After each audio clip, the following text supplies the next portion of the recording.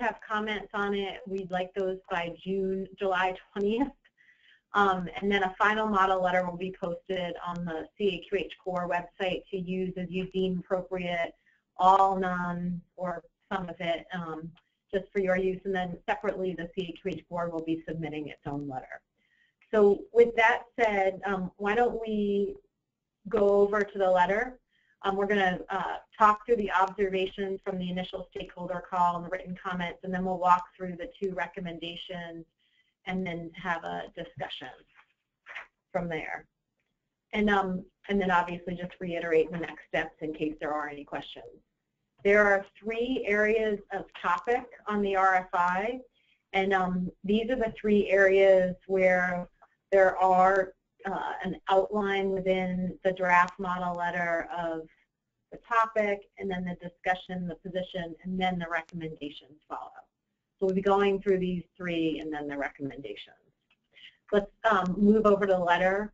Most of you, or all of you on the phone, should have this and you have access to it. If for some reason, if you don't have it, you can obviously type or email us at core@CAQH or directly on this webinar, but it's up on the website, so if you're on the phone, you can download it right in the same place that you've got the information for the call.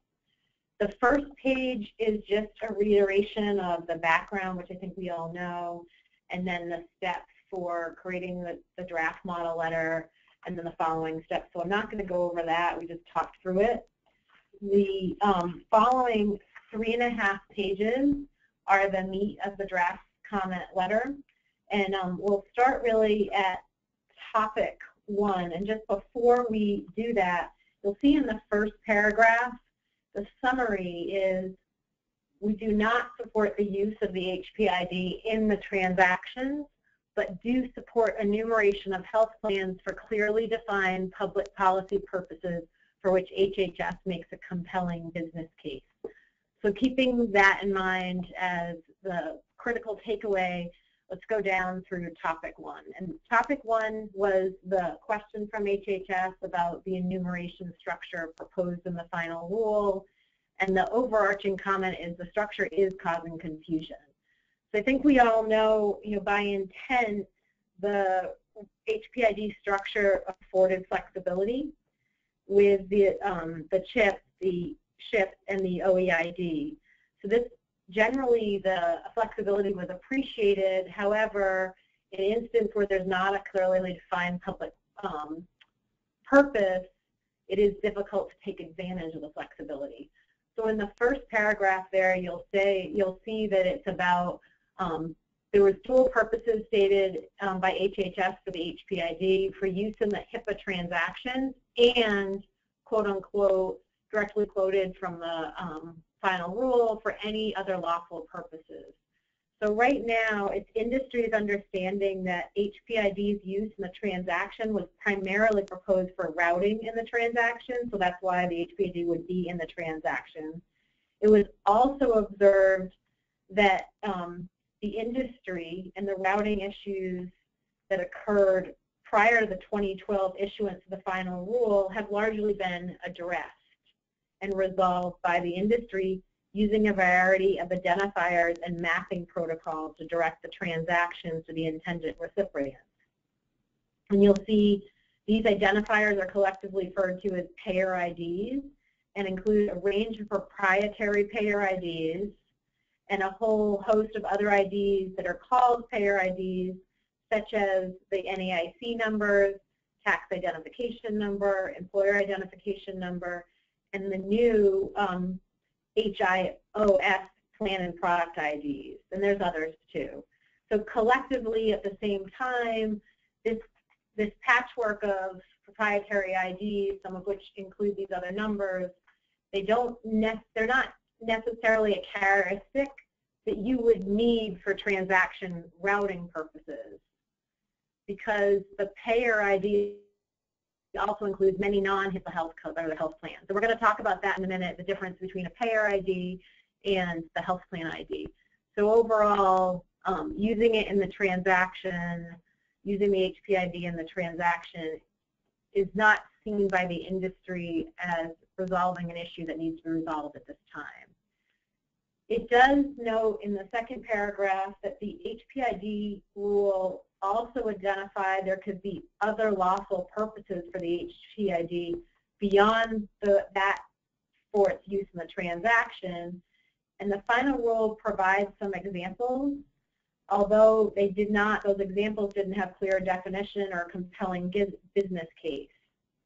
So there may not be a need for the HPID in the HIPAA transactions, and because the other purposes for the HPID were not clearly defined in the final rule, many in the industry have found it difficult to determine how to appropriately enumerate with the existing HPID structure based on the final rule. However, as already highlighted in HHS's RFI, the healthcare industry is experiencing sweeping changes.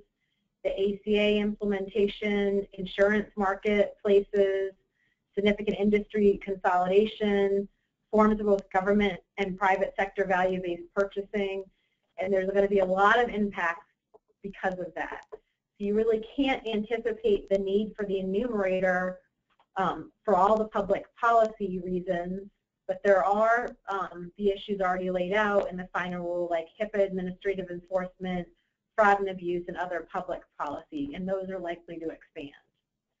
One other note about the enumeration structure in this section, it obviously was intended by HHS to describe a parent and child relationship within, in some cases, very simple, and in many cases, extremely complex. And this paragraph is just to describe that there was intended to be this clear chain of command from the bottom level of the claims to the actual administrators of the controlling plan. So this chain of command was not necessarily needed for routing so long as the transactions were received by their intended recipients and ultimately a claim is paid.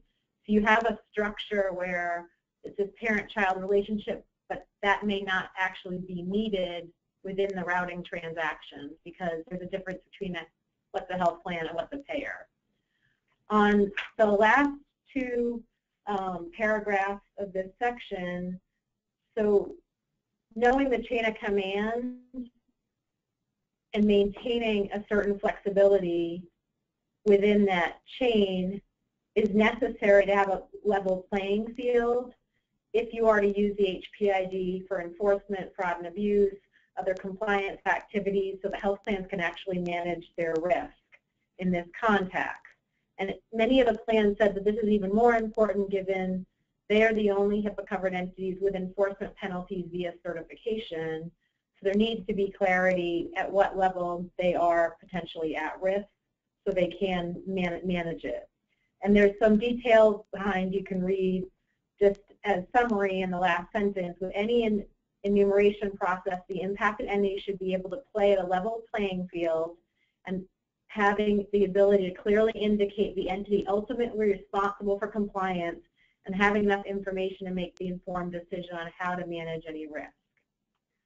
So overall, clarity with regard to the purpose of the HPID, which parties must enumerate, and which parties have ultimate responsibility for compliance is needed. And this is especially important because the outsourcing structures that are used to achieve economies of scale, and there's many non-HIPAA covered entities involved. So having the ability for those HIPAA covered entities to involve and figure out how to engage those they're relying upon if the HPID is used for HIPAA compliance reasons. So as we think about the HPID and the concept of the payer ID, the HIPAA-covered group health plans are often not clear on their role and responsibility as HIPAA-covered entities, including for enumeration. So in some, if you look at the flow of this section, it is clear that the structure for payer ID that's being deemed appropriate for putting in the transactions and used today, the industry is comfortable with, but for other public policy needs, there is this need for enumeration of all the health plans because they're not covered under the payer IDs.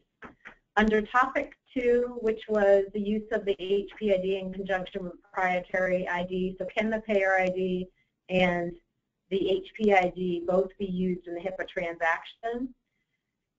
In some, this may be unnecessary, costly, and disruptive to conducting successful transactions. The first paragraph describes the difference between a health plan and a payer. And they are very, very different. One is defined by the regulators, and there's a federal definition. It is communication between a regulatory agency and those that are regulated, while a payer does not have a regulatory definition in the same way. And often an administrator to which the transactions are routed and to which providers respond to within the context of health plan policies, including payment, may actually not be HIPAA-covered health plans. So payers and health plans, not necessarily the same thing. The administrator for the payment may not be a HIPAA-covered entity, but a business associate. And that's a really important point as we think about this topic. You'll see in the past, in the second paragraph, obviously the healthcare systems experience a lot of routing issues. Today, it's not known to the extent which routing issues continue. Most health plans and payers and providers have stated they believe that they've been resolved. The issues of routing have been resolved through this proprietary list of payer IDs. And there's concern that there'd be disruption in cost if the HPID was required for use in the transaction. This concern stems from a range of reasons, and some of them are technical, which is outlined here, specifically where the payer ID is used in the transaction, and then where the HPID would be used, and then also obviously who would be pointed to. If the HPID is placed within the transaction and the payer ID is retained on the outside, the result may be confusion, disruption on transaction, and internal workflow. So there could be delays in payments to providers, which all the stakeholders were concerned about.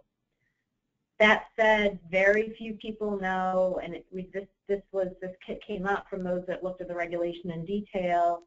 The final rule actually doesn't state that the HPID is only used if a health plan has an HPID identified in the transaction. So there was the flexibility in the regulation that if a payer is identified, the final rule does not have to require that the HPID is used.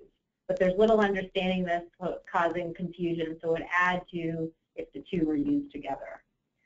So with that said, having the two together is being viewed as unnecessary, costly, and disruptive. There's a lot of concern still about using the payer IDs towards this other legal purposes.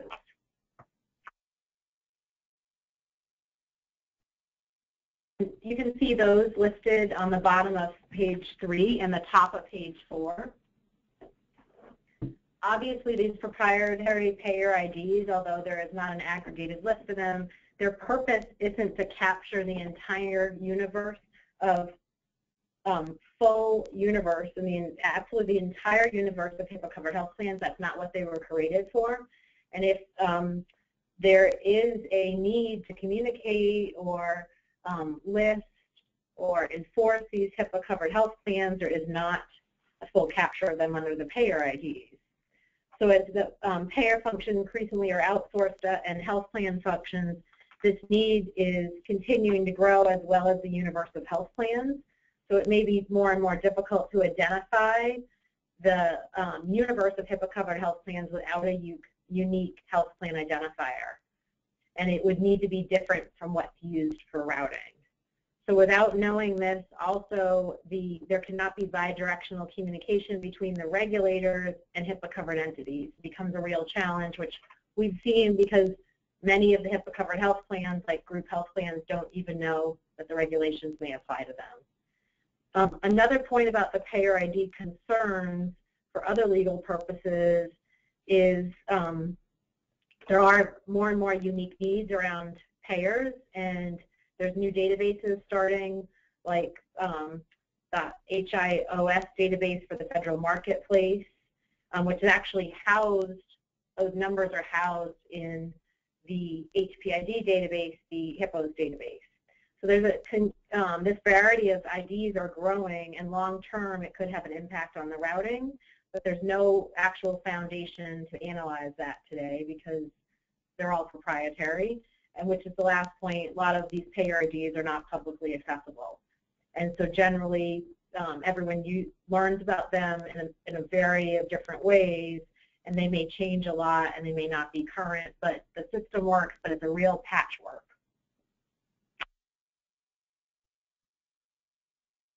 Onto the last topic, changes in the healthcare system. I think everyone obviously knows that there's tons of new market entrants, health plans, payer consolidations.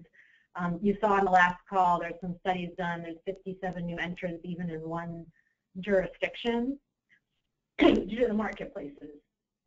And you'll see also that is what has occurred. I think we all know HHS issued a regulation on certification in January 2014.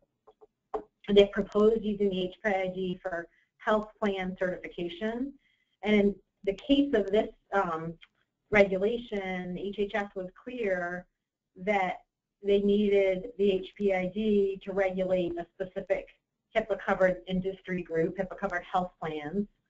Yet the industry was confused because the Hpid used in the transaction and for this other purpose could be different. And so this flexibility that was given for one of the other legal purposes and managing that against the final rule for the use in the transactions, many were confused about what that flexibility meant. So what they wanted more outreach and awareness. So overall, the needs are growing, and on the public policy piece, the number of entities are growing, and there's no data about how to track the patchwork of proprietary IDs at this point. The recommendations, there are two recommendations. The first one focuses on the enumeration structure for the use in the Hpid transactions is not acceptable. However, a universal identifier for HIPAA-covered health plans is required to capture the entire universe of HIPAA-covered health plans and their administrators, and thus allow HHS to oversee HIPAA administrative simplification efforts like enforcement, bi-directional communications between the regulators, and cover entities, public reporting, etc. If HHS does decide to apply the Hpid enumeration structure for these other legal purposes, there's some key things that must happen. One, make it very clear that Hpid is not to be used in the transactions for routing purposes, given the expected confusion and cost. Two, make it very clear the way in which Hpid will be used, especially for penalty-based enforcement, like the HHS health plan certification, and ensure the enumeration structure allows for enough flexibility for the health plans to manage risk, and that all health plans must be enumerated in a manner that assures fairness. C, allow for public comment on any newly proposed legal purpose. We have one out now. If there's others, making sure there is the ability to comment, and it should any such proposed legal purpose should include a compelling business case so compliance can be pursued. And then the last point in this is focused on making the disposable data in the HIPPOS system publicly accessible. At least the level needs to track the component health plan to which the parent health plan may report to. And this is going to be consistent with what already exists for providers. Many of the providers did ask that why should they be treated differently than the health plans for enumeration and making the data accessible, and there's a link to the provider database from the last call if you'd like to go into that link. And then finally wrapping up with the education campaign to all HIPAA-covered health plans so they all can recognize their obligation to be enumerated for the stated purposes, and that they are subject to HIPAA compliance enforcement. And the roles of business associates need to be included on this because they are serving and helping the process for these administrative functions. The second recommendation is focused around HHS should be supportive of the efforts that would allow proprietary payer IDs to be used for transaction routing purposes to be made publicly accessible, so a foundation baseline is available. It's unclear if there's any need for a single database of payer IDs. Everyone has multiple databases right now since they're housed in proprietary areas. But there is a need for common approach to basic business practices like what's the enumeration, what's the publication requirements. HHS should state its support for studying the efficacy of these proprietary IDs on the routing, so then it can ascertain if short or long-term issues remain. As more changes, and obviously as we see a proliferation of some of the new players, health plans, payers, business associates, the status of the routing needs to be monitored to report successes, which are just as important as to report as challenges. And then HHS or industry initiatives really can't establish this framework to conduct this monitoring if we only have a patchwork or proprietary. So getting HHS to support industry efforts to create a framework that can report successes as well as challenges. That's the draft comment letter. We are going to go into a few polling questions and then open the call up for discussion. Tyler? Thank you, Gwen. And so we conducted these on the first call we did, but once again, just to describe what will happen, I'm going to launch a polling question. We'll give it about 30 to 40 seconds for you to answer. Once we've closed the poll, I will then share the results and we'll provide some comments on that. So to begin, we'll start with our first poll today. Please just choose one. We ask with the term Hpid enumeration structure as outlined in the 2012 final rule for use in transactions is not acceptable, and we would like to get your opinion on this particular statement. So if you bear with us, we will go ahead and start the poll now.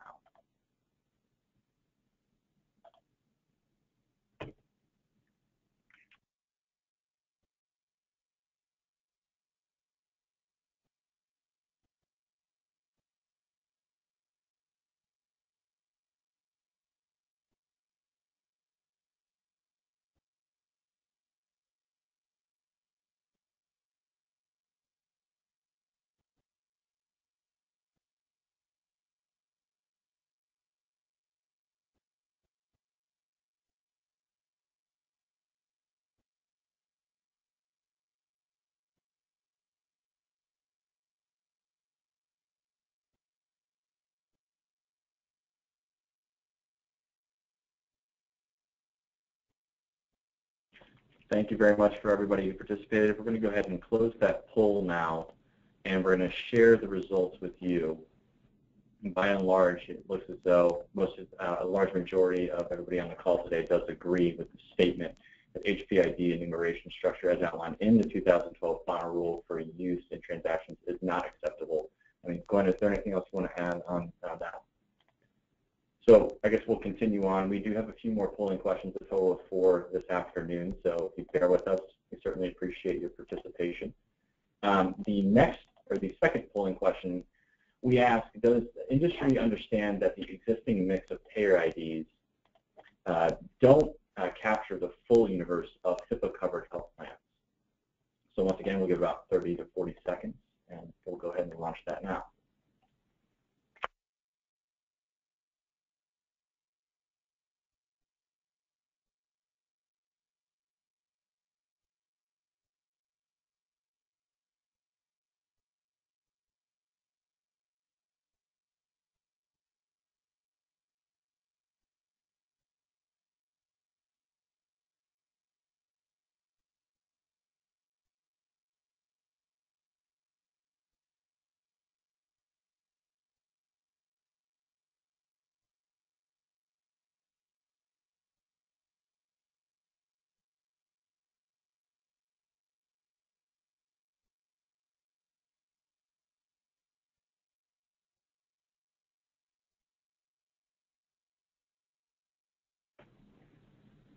Great, thank you very much. We're going to go ahead and close that now, and we're going to share the results. So you can see here a fairly mixed response here on whether or not, yes, you may agree with it, no, or you're just not quite sure. Gwen, do you want to provide any comments? Yeah, I think this really speaks to the plethora of what payer IDs are to different entities. They all have different meanings and are organized differently, so it's not surprising that there's such a mix. Well, thanks again, everybody. So we're going to move on to our third poll today. So let me go ahead and hide those results. And again, these will be available, the presentations themselves of the polling results will be made available on the site within 24 hours in the same spot that you downloaded the presentation. So for the third polling question, the statement, enumeration applied for enforcement activities should allow health plans to manage their risk. We ask, do you agree with the statement, disagree, and that the statement needs to be modified, or are you not sure? Once again, we're going to go ahead and launch it and give you 30 to 40 seconds to answer, beginning now.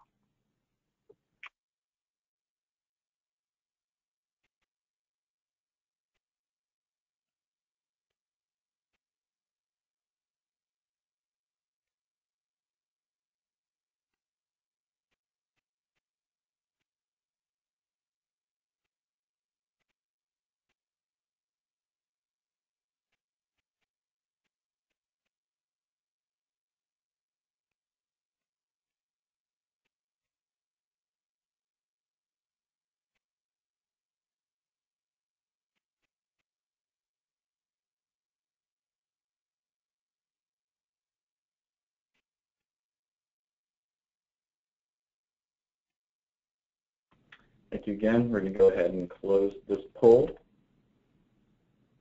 Again, a bit of a mixed review, a mixed response that we're seeing here. Let me go ahead and share those results with you.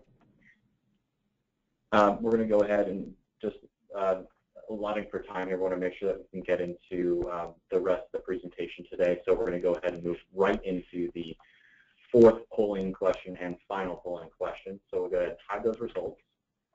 And lastly, the statement, the FOIA disclosable data in the HIPPOs must be publicly accessible. Ask again if you agree with the statement, disagree, and that the statement needs to be modified, or ask if you're not sure.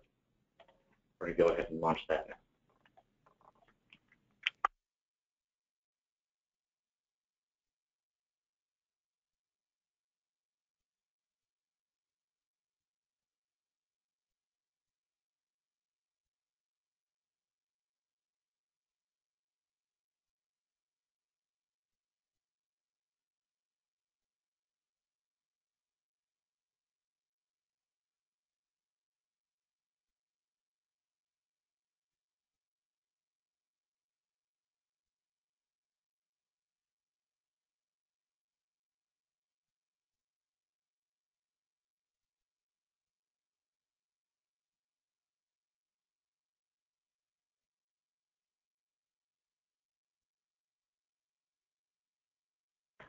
Great. Thank you again, everybody who participated.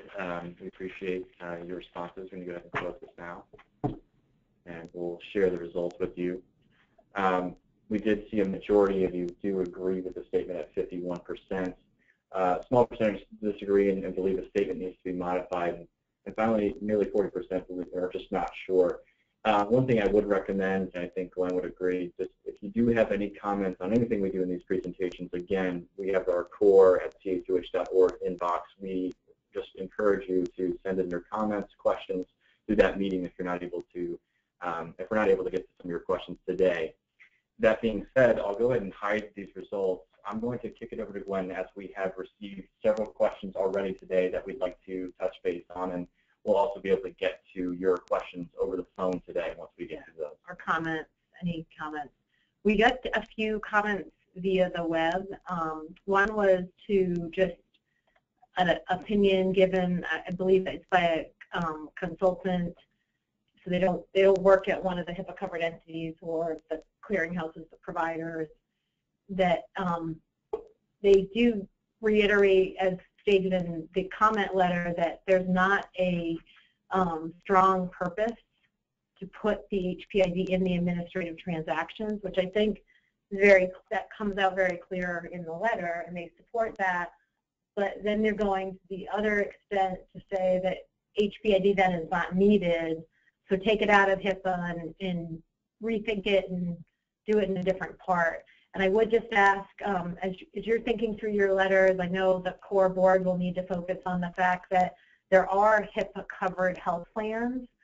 They are a regulated group of entities, just like the clearinghouses or for the providers that conduct HIPAA-covered transactions, or anyone in other parts of the government that may be regulated under HIPAA for privacy security. There's these different groups. They are regulated, and so this regulation does specifically list that. So we are going to need to keep our comments around what is a regulated group.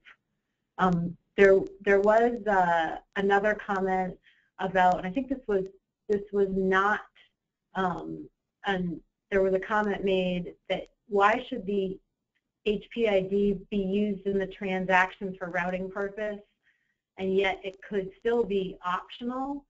And I'm going to point to the letter. This was only highlighted in the letter, and it's in topic 2 on the letter. We're just going to go to the letter in the second paragraph, and it's towards the end. And what it is it starts with all this said. It should be noted that the final rule does not state that an HPID is only used if a health plan with an HPID is identified in the transaction. This was something in the final rule that many did not understand. There was a nuance that you didn't have to put the HPID in if it wasn't a health plan being referred. That said, this requirement actually created more challenges, and it's part of why the overarching recommendation to HHS in the draft comment letter is that the sole or dual usage of both HPID or proprietary IDs in the transactions is just confusing. It's going to be costly.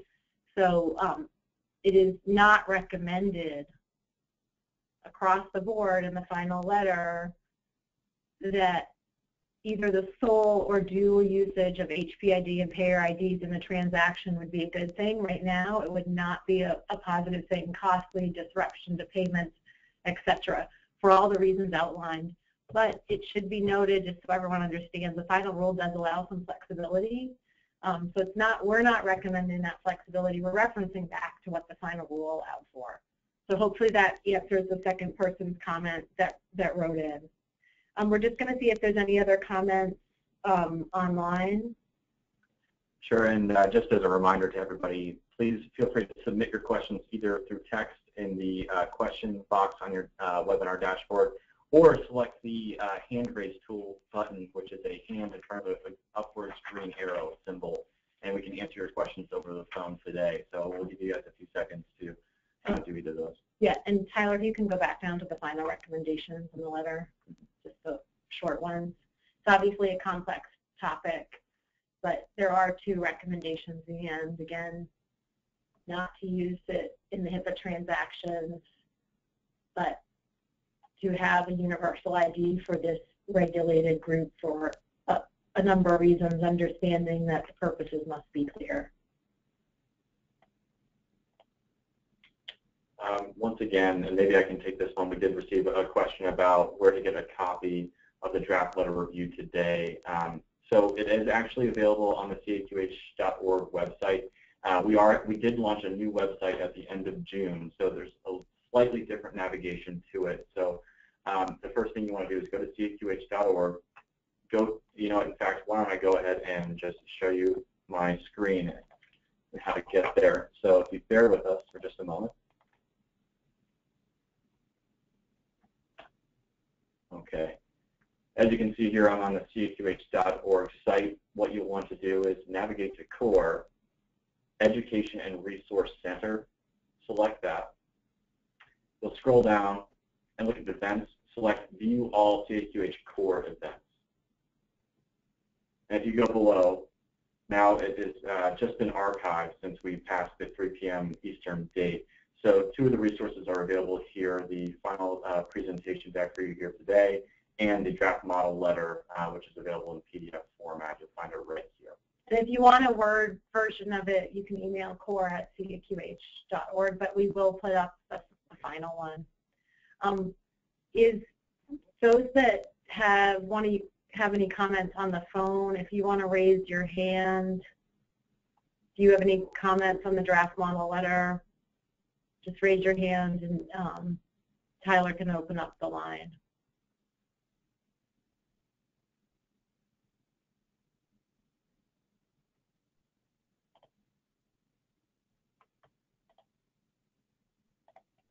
I know we got one other comment with regard to one person didn't see the first polling result, so I don't know if we can go back to the first polling result. Absolutely. So we did receive the first polling result. So what we'll do is we'll just go ahead and share those results with you on the screen now. So this is from that first statement, and I'll go back to it on the actual slides. The statement, HPID enumeration structure as outlined in the 2012 final rule for use in transactions is not acceptable, and we asked for your response on this particular statement. We did get 84% of the folks who voted online agreed with this statement. About 5% disagreed and believe needs a little bit of modification. And finally, about 11% just weren't sure.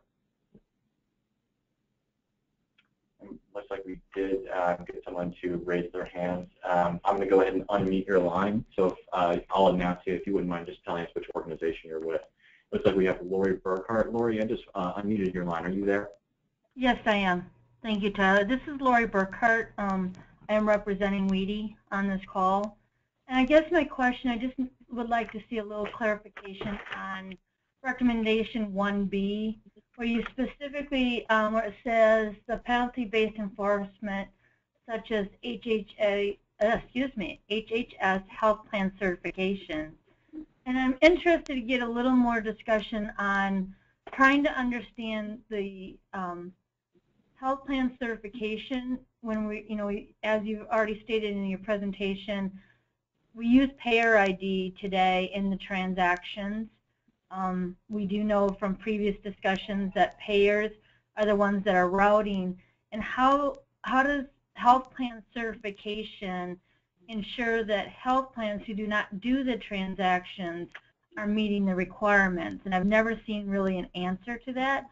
And since we have time, I thought I'd bring it up as a discussion. Yeah, absolutely. Great question, Lori. And I don't know if folks want to go up to the right under topic 2, the first paragraph under topic 2. Obviously, health plans and payers are 2 different types of entities, and they, as defined by, one has a defined HIPAA definition by the federal government, and over the years, the industries has had different definitions for the payers, but there is no formal definition by HHS. So generally, the health plan is a HIPAA-covered entity. It's described as they establish the payment policy, they assume the financial risk, and they're the ones that are required to be compliant with the actual regulations, while the payer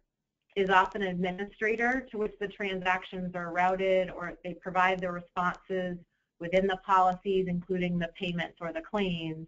So the administrator may actually not be a HIPAA-covered entity, but a business associate. And if you think about compliance, and this, I know the board has talked a lot about, does CAQH core support compliance with the HIPAA transactions, and they do, that if HHS does do things to track or enforce compliance, it will be for HIPAA-covered health plans.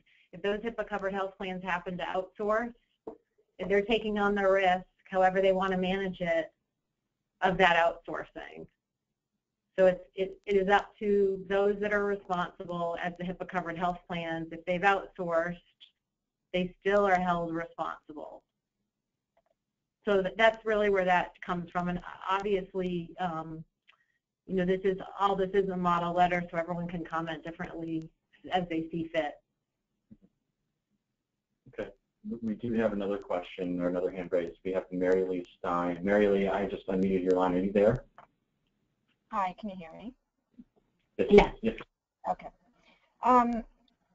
Basically, one comment, and then it kind of leads into a question. The polling questions on today's call I found personally to be a little bit confusing. I will admit that I didn't get into the letter until we were well into the call because I didn't know where to find it, so thank you for showing me. But I was trying to relate the polling questions back to the letter itself, and I will say that I'm kind of struggling with that a little bit, but can you do that for us? You know, can you help us to understand, like, for example, the very first question with the statement, you just had it up. Absolutely, and Laura, we'll go to you. We didn't know. We thought you weren't speaking, so we'll come back to you. So, Mary Lee, obviously, the first polling question, the enumeration structure as outlined in the 2012 final rule is not acceptable for use in the transactions. That's an overarching, I guess, key component of. Yeah, I get that that's a sense of the message, right? Yep. Right. And then you know, there was another question where the second one, the questions kind of seem to double back on themselves. So, you know, if I were to understand them differently, my answer might have been different. I don't know. So, you know. Yep. Do you want to go to the second one? Is that useful? The existing mix of payer IDs don't capture the full universe. We have received a lot of comments on the second polling one. I don't know if it came up as to why we had the second polling one, because we've gotten a lot of comments that even though there's all these payer IDs and there's a whole mix, proprietary, and then people use existing IDs like NAIC, none of them captured the full universe. But it seemed like a lot of people didn't understand that. So group health plans, which are HIPAA-covered entities, wouldn't be in the payer IDs because majority of them don't get things routed to them. So there was an overall, some people thinking that payer IDs and health plan IDs are the exact same thing, but they're two defined different groups. So that's one reason why that polling question came up. And we can go through each of them. Is that Mary Lee? I get what you're saying. I'm not sure that relates back exactly to, will Hpid fix this? Will it not fix this? Yeah, well, I know there was a lot of people we had that commented to say, well, the payer IDs meet the need, but if the payer IDs aren't the same group as the health plan ID, the payer ID can't translate directly to the health plan ID. So that's of course the challenge, right, for the regulators. If they do actually want to capture the whole universe of HIPAA-covered health plans, for whatever purpose it may be, understanding they have to have a defined purpose, as stated, they need to capture the whole universe rather than just pieces of it. I know there were a few health plans concerned that if only some of the health plans are captured and not others, it means some are at risk and some of them aren't. I don't know, Mary Lee, does it make sense to go to the third one? You know, it could just be me. No, I think your point is right on. I mean, that's part of the challenge of all of this is the complexity of it all, right? Mm-hmm. So maybe it's useful to go to the third one. I don't know. Oh, that's the second one, yeah, right? Yeah, and then if we could go to the third one, Tyler. Sure. This was around the enumeration for enforcement activities should allow health plans to manage their risk. We've heard from some health plans that they thought it was important if they are going to be the only ones at significant enforcement risk, which right now, other than health, everyone's at $1.5 million of enforcement risk for HIPAA transactions, which has not been acted on. But health plans were at a unique situation where the Affordable Care Act put them in a place where additional enforcement requirements through certification was proposed. We heard from health plans that it was important to them because they're the ones under this risk. It's not that they shouldn't be enforced. They weren't saying that. Health plans were not saying don't enforce me. They're saying if I'm going to be enforced, I should have some ability to manage my risk and decide how to enumerate. That they still are at risk, but how to enumerate their different health plans was important to them. And obviously that's an important point if you are going to still have an HPID. I don't know, Mary Lee, is that helpful?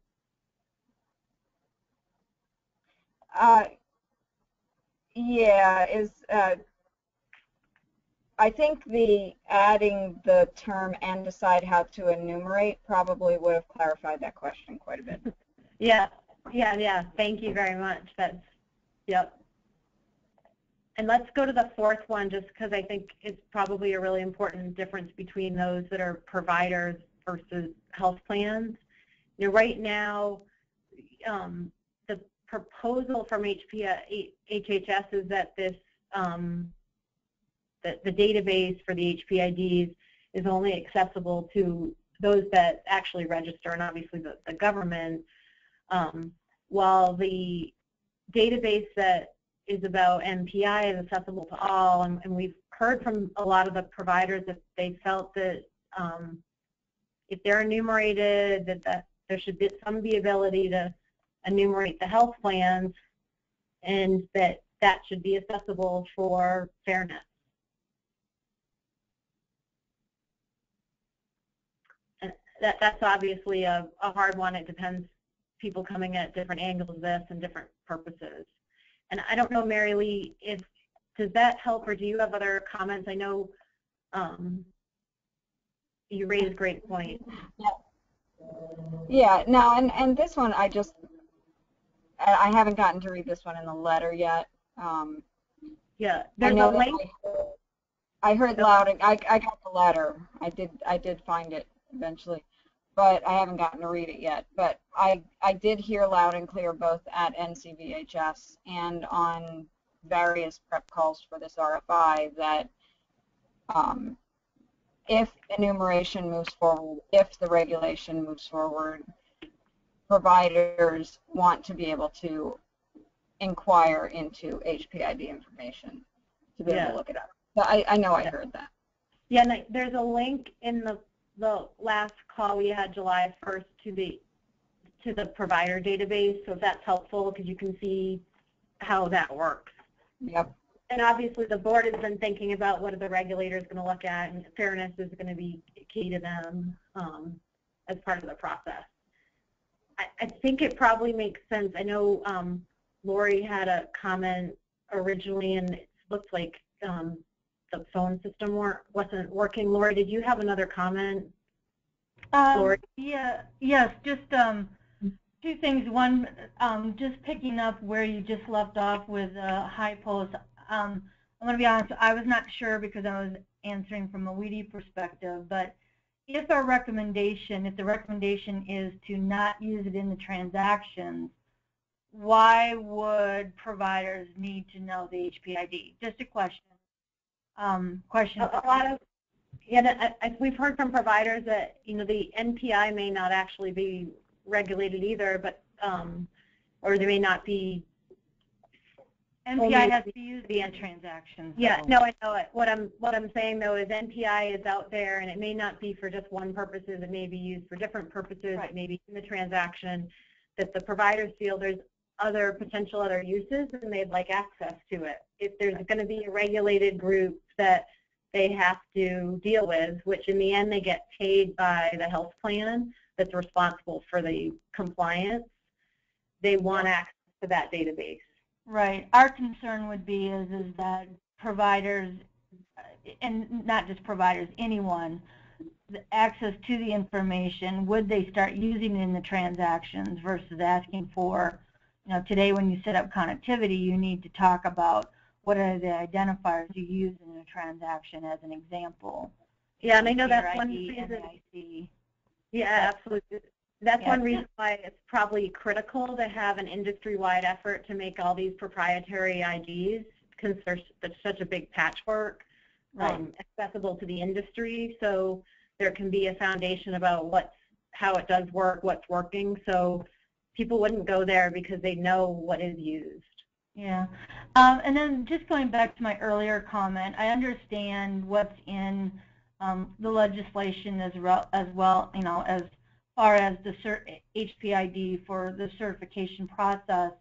I guess I would like us to think about as from an industry perspective, is a health plan certification the best way to go when health plans are normally not? I think when you did the initial poll, I saw that, I'm pretty sure I'm accurate, but I could be wrong, I'll admit it, that majority of receivers of data are payers, not health plans. So I'm just a little bit concerned about education, and as far as health plan certification for those small health plans that just do not understand any of this. Yeah, and that's a matter of the regulators. I mean, one of the things that's come up a lot within all discussions is people knowing their responsibilities, and if they decide to outsource, making sure their outsources are aligned up, because if you're getting hired to do something but you're not responsible, the person responsible in the end is the one. So that is going to be, you know, if HHS decides to enforce HIPAA-covered entities, it is those entities to decide, do they do it themselves, and if they outsource, how are they going to put their contractors at risk, or are they not going to? That's going to be up to the people that are responsible for the regulation. I mean, this is HIPAA covered for a reason, and that's all the regulators are, that's what the regulation relates to. We can't probably write something different asking them for a different regulation that is around those that are covered. I know we've got a comment from a few more people, and I don't know, Tyler, if... It looks like we are running up on 4 o'clock, so we'll try to get to as much as we can. James Risky, I see that you have your hand raised. Let me unmute your line. Are you there, James? Yeah, I'm on, and this is, James Risky at Anthem, and I think I had a similar concern as what was raised, I think, with that second question, and then just kind of generally, I think this speaks to the actual comments as well, and I just think when we're speaking about this, we want to make sure, I think, that we're kind of responding to the questions maybe more specifically to the RFI, and I'm wondering, you know, if CAQH considers the response to the letter, if we're thinking about if we should just respond specifically to the use of HPID for use in transactions and not try to muddle the core messaging, which I think, you know, we all agree to, that it shouldn't be used for purposes of transaction without introducing HPID for purposes otherwise, and if we do, maybe then dropping it down to like a level 2 recommendation in the actual list of recommendations. If you pull up the letter, for example, and you see how it's listed under number 1 and then like sub number 1 and then bulleted, I think the way that it's framed could make it appear as if we're still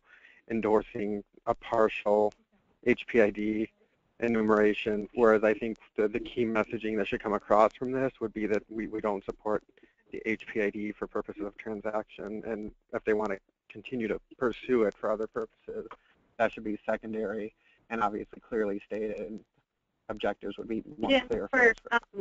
For the letter, if we go to the page 4, I think what you're saying, just so we can clarify here, is you are stating... I'm stating that if we're responding directly to the question that's being posed by CMS and the RFI, the HPID enumeration structure, when we're speaking to it, I think it's number 1 if we scroll up to the page 4 to look at it. Yeah, so it says the HPID enumeration structure for use in the HIPAA transactions is not acceptable. I think that's like period end comment. And I think when we're talking about running down and going through the list of everything else, I think that for sure is a far secondary. And when I say far secondary, I mean much further down the list consideration. And I think that's almost thinking about, I mean, I think if we're focusing, I think that's literally the bucketed comment that we're being asked to respond to. And I think the other one is something for maybe even future regulation, if not something way down in the future in the pike. Yeah. Because we want to be sure not to boil the ocean, so to speak, to use an overused metaphor when we're thinking about how to respond to this. Definitely. And your comment about the first sentence being its own recommendation, absolutely great comment. And then taking the next one down about the Universal Health Plan as the second comment, and then we obviously have the third comment that's already on the next page regarding getting the proprietary IDs to a framework that can report successes as well as issues. It was stated in the final rule that HHS did say HPID for purposes in the transactions as well as other legal purposes, and it's directly quoted from the initial final rule. And so it's important as we think about getting a response to HHS that we're absolutely clear on that first sentence, as you're saying, so make it stand alone and we'll make that change. But it's also important to say that they're asking for the structure for the purposes they said, which was in the transactions and other legal purposes. So if we don't address the other things, and we know they gave examples, although we're stating in the letter, they need to be clearer, we're not addressing the whole picture. So let's make sure we change and bring out that first sentence. And then obviously every entity can determine how to use the other parts too, but I think it's a fantastic comment to make sure that first one stands out. But we don't want to miss that they did propose two things, so it's the whole structure of what they're proposing, and as well as they commented if it has anything changed, and they have put out something else that is directly related to those other legal purposes. So we would look. And I will just say, let's not let the term other legal purposes, even though I recognize that as being in the rule, be a panacea for the creation of new purposes that might not already be existing or considered. And that would be, I think, our concern from a health plan perspective as well. I think there's a lot of concerns about the HPID structure, the HIPPO system, so the uptake among some of the self-insured groups.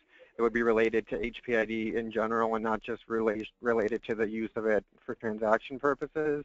But yeah, generally, I definitely think any way that we can highlight specifically that is the top line concern, overarching, that I think pretty much everyone, would say would be the overarching concern in response to the RFI. Yeah, absolutely. And I think that routing concern is really clear, and then we want to make sure, and everyone should determine how to do this, to address the other legal purposes, because if it's not addressed, they could just move forward. And that would be, we'd miss an opportunity to comment about them moving forward. I know we're over time. We are going to take comments offline if people have them, so share your thoughts until the 20th. Then we're going to send out a final model letter, which everyone can use as they deem appropriate. And we'll make some changes based on the letter before it goes out, obviously based on this call and any comments we receive. And again, then the CAQH board will submit a final letter, and everyone can use the comment letter as they deem appropriate. And if there's any, please send in your comments or other suggestions, like the last one, direct edit, that was great. And the comment too from Mary Lee and Lori, extremely helpful.